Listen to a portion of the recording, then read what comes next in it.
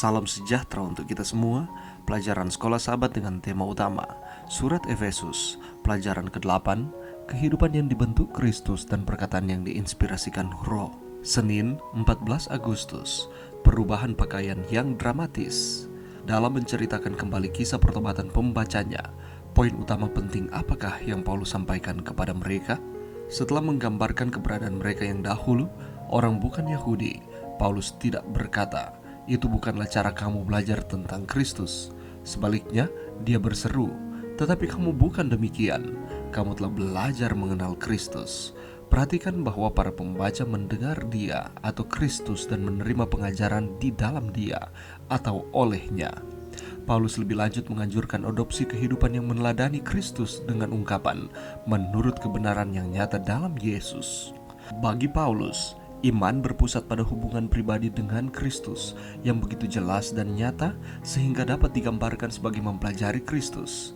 Kita mengakui bahwa Yesus yang bangkit dan dipermuliakan itu hidup dan hadir bersama kita. Kita dibentuk oleh ajaran-ajaran dan teladannya serta menjalankan kesetiaan kepadanya sebagai Tuhan kita yang hidup. Kita membuka hidup kita pada bimbingan dan arahannya yang aktif melalui Roh dan Firman. Paulus memberitahu kita bahwa adopsi hidup yang meneladani Kristus memerlukan 3 proses yang ia ungkapkan melalui kiasan pakaian. Yang pertama, untuk menanggalkan atau berpaling dari cara hidup yang lama.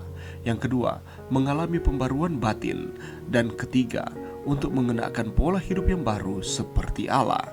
Metafora Paulus mencerminkan penggunaan pakaian dalam perjanjian lama sebagai simbol, baik untuk keberdosaan dan keselamatan. Pada zaman kuno, pria mengenakan tunik selutut sebagai pakaian dalam dan jubah atau mantel untuk perlindungan dari matahari. Demikian pula, wanita mengenakan tunik dan jubah. Budaya-budaya yang tercermin dalam Alkitab adalah budaya menyambung hidup. Pakaian itu berharga dan mahal dan disimpan untuk waktu yang lama.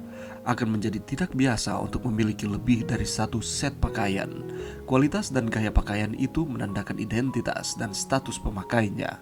Untuk mengganti pakaian seseorang, menukar 1 set pakaian dengan yang lain adalah peristiwa yang tidak biasa dan penting. Atau daripada kejadian sepele seperti di banyak budaya saat ini, Paulus menganggap perubahan dalam hidup sama nyatanya dengan menukar 1 set pakaian dengan yang lain dalam konteks abad pertama ini.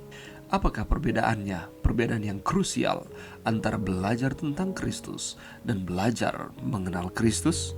Pelajaran yang bisa kita dapatkan pada saat ini, saudaraku, berapa banyak di antara kita yang sudah lama menjadi pengikut Kristus? Mungkin ada yang akan menjawab sudah bertahun-tahun bahkan sejak lahir kita sudah menjadi pengikut Kristus.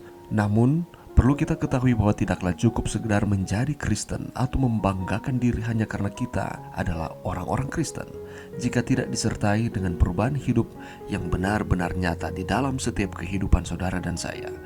Karena yang dikehendaki Tuhan adalah umat-umatnya yang telah meninggalkan kehidupan lamanya dan menjadi manusia baru. Yang dimaksudkan adalah manusia yang telah mengalami pembaruan dalam hidupnya melalui proses pertobatan, yaitu percaya kepada Tuhan Yesus Kristus. Karena di dalam ayatnya yang ke-20-24 di dalam pelajaran kita hari ini menyatakan bahwa kamu telah belajar mengenal Kristus, kamu telah mendengar tentang Dia dan menerima pengajaran di dalam Dia menurut kebenaran yang nyata dalam Yesus, yaitu bahwa kamu berhubung dengan kehidupan kamu yang dahulu harus menanggalkan manusia yang lama yang menemui kebinasaannya oleh nafsunya yang menyesatkan, supaya kamu dibaharui di dalam roh dan pikiranmu dan mengenakan manusia baru yang telah diciptakan menurut kehendak Allah di dalam kebenaran dan kekudusan yang sesungguhnya. 2 Korintus 5 ayat 17 lebih lanjut menyatakan bahwa siapa yang ada di dalam Kristus ia adalah ciptaan baru, yang lama sudah berlalu, sesungguhnya yang baru sudah datang. Sebagai manusia baru, sudah seharusnya kita tidak lagi mengenakan tabiat manusia lama kita, tetapi sebaliknya mengenakan tabiat Kristus dan hidup menurut pimpinan Roh Kudus. Namun sayangnya, banyak umat-umat yang mengaku pengikut Kristus masih seringkali bertabiat manusia lama.